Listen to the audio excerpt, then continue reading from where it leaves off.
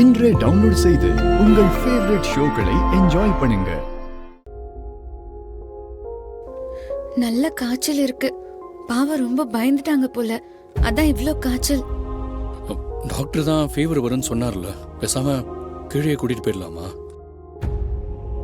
திரு pre wedding shoot. இவங்களால பேச கூட முடியல. இவ்ளோ காய்ச்சல்லையும் ப்ரீ வெட்டிங் ஷூட் நடக்கணும்னு ரொம்ப ஆசைப்படுறாங்க.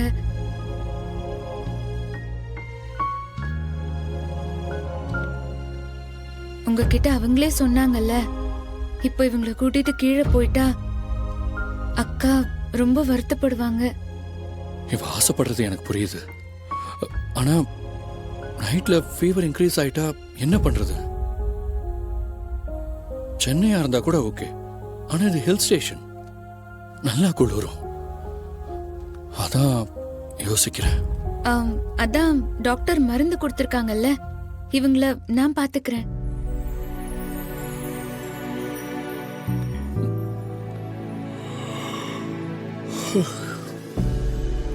எங்க நான் இவங்க கூட இருந்து பாத்துக்கிறேன். நீங்க போய் ரூம்ல ரெஸ்ட் எடுங்க. பரவாயில்ல மகா, நானும் இங்கே இருக்கேன். திவ்யாக்கு இப்படி இருக்கும்போது நீ மட்டும் தனியா எப்படி சமாளிப்ப? பரவாயில்லைங்க, உங்களுக்கு கண்டிப்பா டயர்டா இருக்கும். அவ்வளோ தூரம் கார் ஓட்டிட்டு வந்திருக்கீங்க, அப்புறம் ஆக்சிடென்ட், அவங்கள தூக்கிட்டு நடந்தே போனீங்க, அது இதுன்னு என்னென்னமோ நடந்து போச்சு. நீங்க கொஞ்சம் கூட தூங்கவே இல்லை.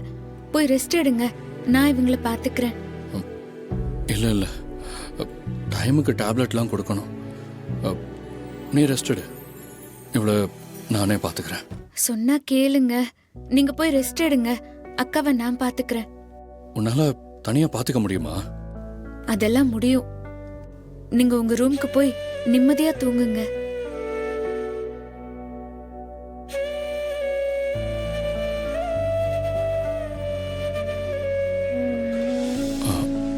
திவ்யா,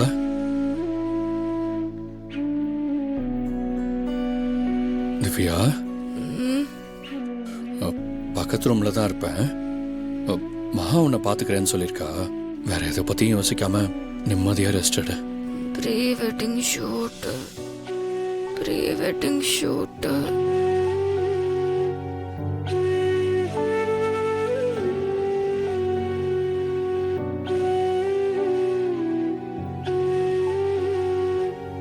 அக்கா, நிச்சயமா ப்ரீ வெட்டிங் ஷூட் நல்லபடியா நடக்கும். கவலைப்படாதீங்க. மனசுல எதையும் போட்டு அலட்டிக்காம நிம்மதியா தூங்குங்க.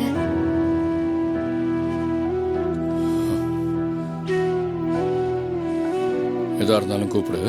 மொபைல்ல சிக்னல் இல்லைன்னா இந்த இன்டர்காம்ல என்னோட ரூம் நம்பருக்கு ஃபோன் பண்ணா என்கிட்ட பேசலாம். சரிங்க.